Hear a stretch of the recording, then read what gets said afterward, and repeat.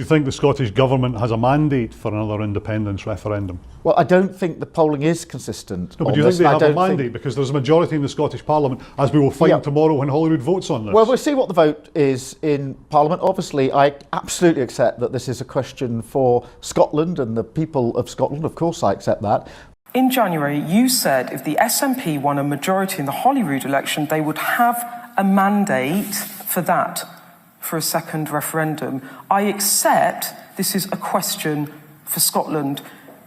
Do you stand by that principle? I'm concentrating at the moment on the argument that we need to make between now and next May, where I say there are other priorities. I understand that, but I'm asking you not about the election in May, I'm asking you about the principle.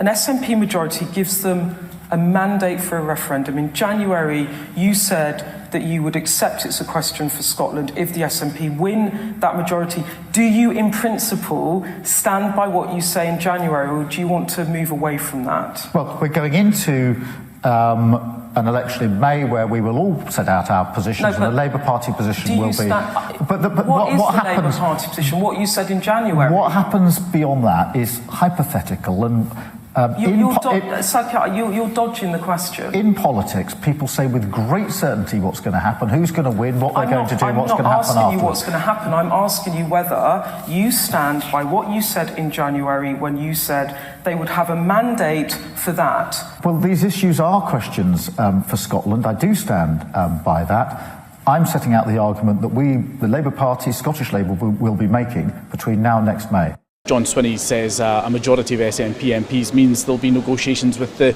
UK government on another referendum. If you enter number 10, will there be any negotiations if there is a majority of SNP MPs? No. Obviously, I absolutely accept that this is a question for Scotland and the people of Scotland. Of course, I accept that. I do stand by that. I do stand by that. I do stand by that. If you enter number 10, will there be any negotiations if there is a majority of SNP MPs? No.